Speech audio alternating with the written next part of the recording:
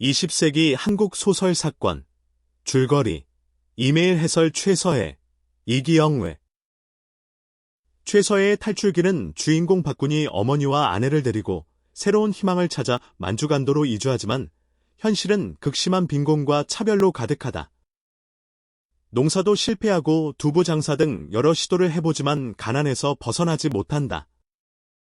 박군은 자신의 노력이 무의미함을 깨닫고 사회 구조적 모순을 인식하게 된다. 결국 가족을 떠나 사회를 바꾸기 위해 투쟁단체에 가입하며 개인의 탈출을 넘어 사회적 해방을 결심한다. 최서해의 홍염은 일제강점기 간도로 이주한 조선인 소장농 문서방이 주인공이다. 문서방은 가난을 피해 이주했지만 중국인 지주 인가에게 소장료와 빚을 빌미로 딸 용례를 빼앗긴다. 아내는 딸을 그리워하다 병들어 죽고 문서방은 4번이나 인가를 찾아가 딸을 보여달라 애원하지만 거절당한다. 결국 분노와 절망에 휩싸인 문서방은 인가의 집에 불을 지르고 인가를 죽인 뒤 딸을 데리고 나온다. 이 작품은 조선인 이주민의 비참한 현실과 억압, 그에 대한 저항을 강렬하게 그려낸다. 이기영의 민초는 1920년대 식민지 조선의 시골 향교 마을을 배경으로 가난한 소장농 점순인의 가족의 비극을 그린다. 마을 사람들은 대부분 박 주사의 땅을 빌려 힘겹게 살아가고 박 주사의 아들은 탐욕스럽고 악한 마름이다. 점순이는 이상주의적 청년 창순을 좋아하지만 집안이 극심한 궁핍에 빠지자 어머니는 벼를 구하러 박 주사 아들에게 간다. 박 주사 아들은 벼 대신 점순이를 요구하고 아버지는 충격으로 병이 악화된다. 결국 점순이는 가족을 위해 박 주사 아들의 첩이 되기로 하고 벼 2섬에 팔려간다. 작품은 농민의 빈곤과 계급적 모순, 삶의 비극을 사실적으로 그린다. 이기영의 서한은 일제강점기 농촌의 피폐한 현실을 배경으로 젊은 농민 돌쇠가 주인공이다. 돌쇠는 가난을 이기기 위해 노름판을 버려바보 응삼이의 소 판 돈을 모두 따고 그 돈으로 가족의 양식을 마련한다. 응삼이의 아내 이쁜이는 남편을 미워하며 돌쇠와 정을 통한다. 면석이 원준이도 이쁜이를 탐하지만 거절당하자 돌쇠와 이쁜이를 도박과 풍기문란 혐의로 마을 집회에서 몰아세운다. 그러나 유학생 정광조의 발언에 힘입어 돌쇠는 자신의 처지와 원준의 추행을 폭로한다. 작품은 농촌의 도박, 가정 문제, 경제적 궁핍을 사실적으로 그리며 새로운 사회에 대한 희망을 보여준다. 한설야의 과도기는 주인공 창선이 간도로 이주했다가 4년 만에 가족과 함께 고향 창리로 돌아오지만 고향은 이미 공장과 철도로 인해 옛 모습을 잃고 낯선 공간이 되어버린 현실을 그린다. 창선은 과거에 따뜻했던 공동체적 고향을 그리워하지만 현실은 산업화와 자본주의의 침투로 농민들이 삶의 터전을 잃고 노동자로 전락하는 고통을 겪는다. 결국 창선 역시 생계를 위해 공장 노동자가 되며 이는 식민지 조선 농민들이 사회 변화 속에서 겪는 계층 이동과 고통을 상징적으로 보여준다. 한설야의 인형은 일제 말기 4년간 옥고를 치르고 추록한 지식인 민우가 주인공이다. 민우는 아내와 5자녀를 부양해야 하지만 극심한 빈곤과 실업에 시달린다. 그는 일제에 협력하는 글쓰기를 거부하며 신념을 지키지만 보호관찰소에서조차 일자리를 얻지 못한다. 아내는 작은 양계로 간신히 생계를 유지하지만 당마저 족제비에 물려 피해를 입는다. 민우는 가족을 위해 대책을 마련하고자 집을 나서며 암울한 시대 현실과 지식인의 고뇌를 보여준다. 조명희의 낙동강은 일제 식민지 시대 낙동강 하구의 농민 아들 박성훈이 주인공이다. 성훈은 일제의 토지 수탈과 억압에 맞서 농민운동을 주도하다가 체포되어 고문을 당하고 병보석으로 풀려난다. 그는 고향을 위해 농촌야학과 소작조합을 결성하지만 일제와 자본가의 탄압으로 실패한다. 결국 성훈은 고문 후유증으로 죽고 그의 동지이자 연인인 로사는 성훈의 유지를 이어 혁명운동을 계속할 것을 다짐하며 대륙으로 떠난다. 작품은 식민지 농민의 비극과 저항, 혁명의식을 그린다. 이익상의 어촌은 가난한 어촌 마을을 배경으로 어부 성팔이 3배를 타고 고기잡이에 나가며 벌어지는 하루를 그린다. 성팔의 아내와 어린 아들은 만조를 기다리며 아버지의 무사귀환을 애타게 기다린다. 그러나 바다는 험하고 어획량은 줄어들어 가족의 생계는 늘 불안하다. 성팔이 돌아오지 않을까 불안해하는 가족의 모습과 바다에 의존해야 하는 어촌 사람들의 고단한 삶이 사실적으로 그려진다. 작품은 자연의 위협과 빈곤 속에서 살아가는 민중의 예환을 담아낸다. 송영의 석공조합 대표는 평양 석공조합 대표 창호가 주인공이다. 창호는 젊은 아내와 아들, 아버지와 함께 살며 전국 석공조합 대표자 회의에 평양 대표로 참석하려 한다. 그러나 공장 주인은 회유와 협박으로 창호의 참석을 막으려 하고 아버지 역시 집과 직장을 잃을까 걱정에 만류한다. 창호는 고민 끝에 조합원과 노동자의 삶을 생각해 결국 대회 참석을 결심한다. 그가 떠난 뒤 공장 주인은 창호의 가족을 내쫓고 아버지는 충격으로 숨을 거둔다. 결말에서 창호는 대회장에서 힘차게 만세를 외치며 계급 해방의 의지를 드러낸다. 1920에서 30년대의 시대적 배경 1920에서 30년대는 식민지, 지배가 확고해지는 시대입니다. 1919년 3.1운동 이후 민간 신문과 잡지 등이 창간되어 민족 문화가 전개될 여지가 생겼으나 사회 경제적으로는 식민지 수탈이 본격화되어 우리 민족 대다수의 삶이 더할 나위 없이 어려워졌습니다. 토지조사 사업 1918년 종료 과산미 증식 계획 1920에서 30년대으로 전체 인구의 80%가 불안한 소작농의 처지로 몰렸고 전 인구의 6분의 1이 유이민이 되었습니다.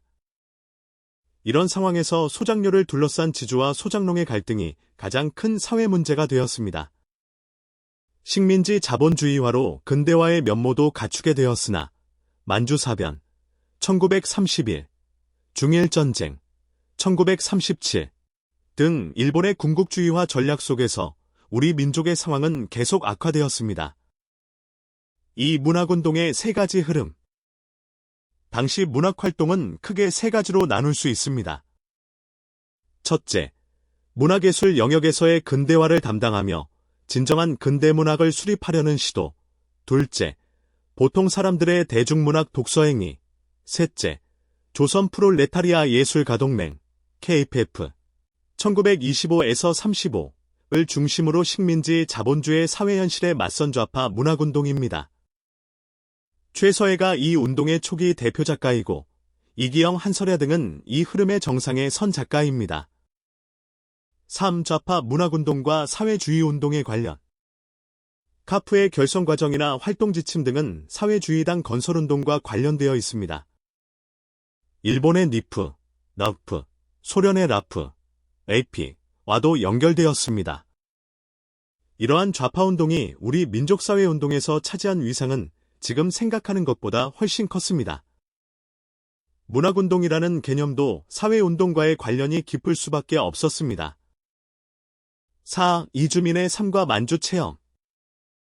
1930년대 들어 이주민이 급증하여 조선인이 만주인보다 4배가 많아졌지만 토지는 51%만 소유했습니다. 조선인 중 반 이상이 자, 소작농이었고 이는 만주 전체 자, 소작농의 93%를 차지했습니다.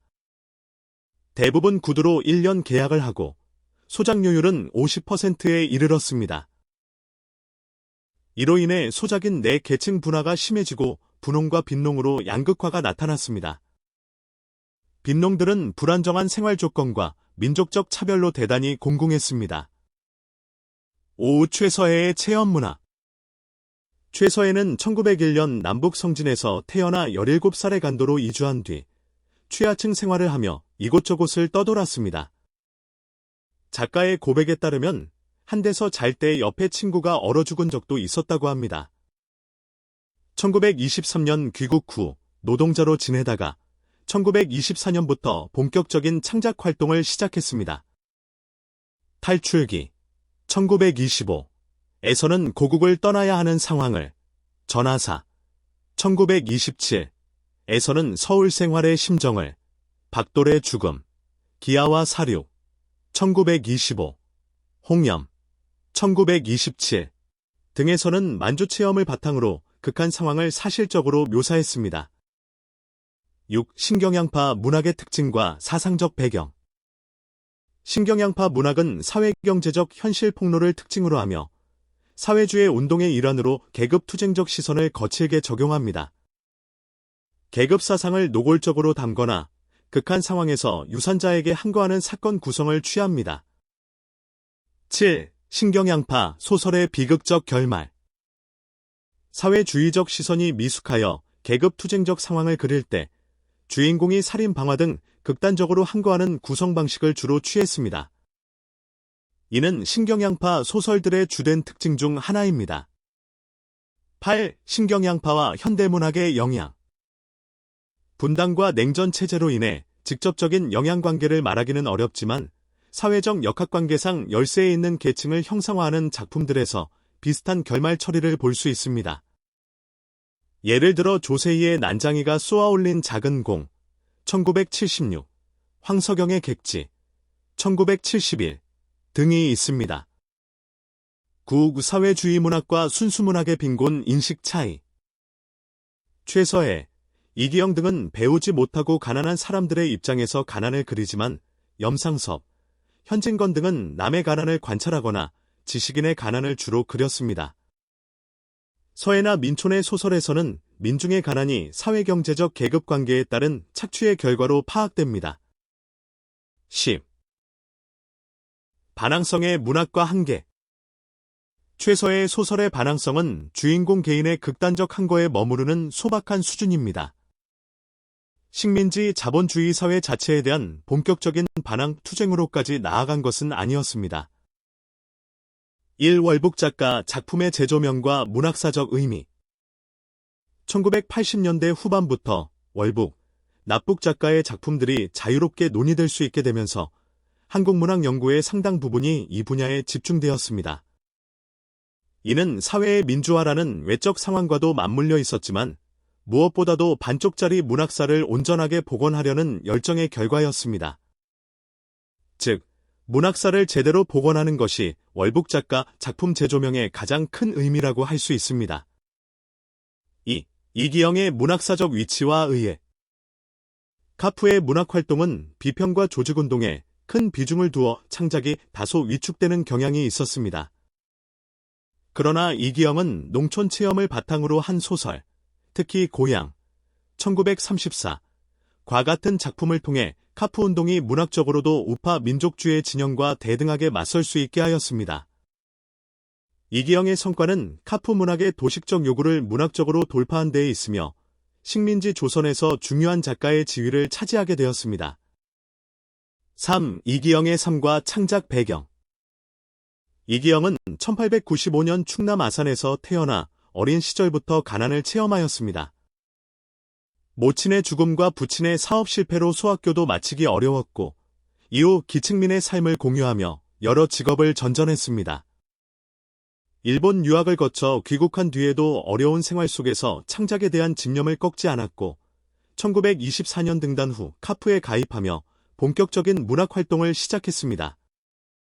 민촌, 1925, 농부정도룡, 1926, 서화, 1933, 그리고 대표작 고향 등을 발표하며 카프와 식민지 조선 문단에서 중요한 위치를 차지했습니다. 4. 농민문학의 특징과 이기영의 시각. 농촌과 농민을 다루는 소설에는 세 가지 유형이 있습니다. 첫째, 계몽주의적 농촌소설, 이광수의 흙, 심훈의 상록수 등로 외부자가 농민을 가르치려는 입장입니다. 둘째, 전원적 농촌소설, 김유정의 봄, 이효석의 메밀꽃 필 무렵 등로 농촌을 자연 친화적 공간으로 그립니다. 셋째, 농민문학은 지주와 소작농의 갈등, 즉 농촌의 경제적 관계에 주목하여 계급투쟁의 주체로 농민을 그리는 카프 계열 소설입니다. 이기영이 바라본 농민은 계급 모순에 의해 생존권마저 위협받는 빈농들이며 계급적으로 각성하여 사회 변화를 위해 운동하는 건강성을 지닌 새 역사의 주인으로 그리고 있습니다. 1. 한설야의 사상적 면모와 작품 세계. 한설야는 카프 문인들 중에서도 고집이 가장 센 원칙주의자로 평가받습니다. 1900년 함경남도 하풍에서 태어나 3.1운동 때 투옥된 경력이 있으며 1925년 소설 그날 밤으로 등단한 뒤 카프 결성에 참가하였습니다. 1927년 목적의식기 논쟁부터 원칙을 중시하는 경향이 두드러졌고 카프 검거 사건 이후 이마 등 중심 세력과 결별하여 해방 후에는 북조선 문화예술 총동맹 결성과 중앙위원회 위원장, 북조선 노동당 중앙위원, 최고인민회의 대의원 등 북한의 여러 고위직을 역임하였습니다. 유물 변증법의 원칙을 지키며 현실과 타협하지 않는 태도를 견지하였고 이러한 점은 대표작 황혼 1936에서도 확인할 수 있습니다. 이 작품은 이론적 구도가 강해 생생함에서는 다소 부족한 측면이 있습니다. 이 일제화 사회주의 문학의 변화와 한설야의 위치. 일제화 사회주의 문학은 신경양파에서 출발하여 사회주의 리얼리즘 문학으로 변화하는 과정을 겪었습니다. 신경양파 소설은 자연주의적 현실 폭로에 치중하여 사건 전개나 리얼리티가 부족한 경우가 많았으나 1920년대 후반 이후 농민과 노동자의 삶이 구체적으로 반영되면서 계급투쟁이 본격적으로 그려지기 시작했습니다. 이기영, 한설야, 조명희, 송영 등은 유물 변증법적 창작 방법론에도 불구하고 리얼리즘적 성취를 이루어냈습니다. 1930년대에는 식민지 사회의 본질적 문제를 농촌이나 노동 현장을 배경으로 생생하게 담아내는 작품들이 등장하였고 고향과 황혼이 대표적입니다. 3. 한설야와 이기영의 문학적 차이. 최서해가 신경양파의 대표 작가로 궁핍한 현실 폭로에 머물렀다면 이기영과 한설야는 카프의 대표 작가로 사회주의 운동의 지향성을 담아 창작하였습니다. 이기영은 농촌을 배경으로 지주와 소작농의 갈등을, 한설야는 도시를 무대로 조직운동가와 공장 노동자의 삶을 주로 그렸습니다. 이기영의 소설이 체험에 기반한 생동감을 지녔다면 한설야는 원칙론적 입장에서 작품의 구도를 취했습니다. 4. 과도기와 사회적 배경. 한설야의 대표작 과도기 1929는 만주에서 귀향한 주인공이 고향에 변화된 현실을 목격하고 공장 노동자가 되는 과정을 그립니다. 이는 식민지 자본주의화로 삶의 터전을 잃은 이들이 노동자가 되는 필연적 과정을 현실적으로 보여주는 작품입니다. 이 시기 하풍 지역은 노동운동의 기운이 성숙해 있었고 과도기는 자연 발생적 반항을 넘어 조직적 사회주의 운동의 여건이 무르익은 시대상을 반영합니다. 5. 민족 모순과 계급 모순의 형상화. 카프 소설들은 계급 투쟁을 우선시했으나 민족 모순과 계급 모순이 모두 작품의 바탕에 자리하고 있습니다. 과도기에서는 일본 자본이 마을을 대체하는 과정을 통해 두 가지 모순이 자연스럽게 그려집니다. 낙동강의 주인공 박성훈 역시 민족 모순과 계급 모순을 체험하고 극복하려는 인물로 민족주의적 색채를 소홀히 하지 않는 사회주의 운동의 새로운 진전을 보여줍니다. 6. 사회주의 문학의 전망과 민족적 과제. 1930년대 중반 사회주의 리얼리즘 논의가 활성화되면서 로사의 맹세와 같은 전망이 중요하게 부각됩니다. 이는 미래 역사를 긍정적으로 보는 사적 유물론에 입각해 노농계급의 승리 가능성을 함축합니다. 오늘날 분단 시대를 사는 우리에게 사회주의 문학이 주는 교훈은 현실을 주목하고 문제를 이해하며 해결 방안을 모색하는 자세에 있습니다. 사회주의 소설의 전개 과정에서 현실에 근거하고 그에서 출발하는 자세를 배울 수 있습니다.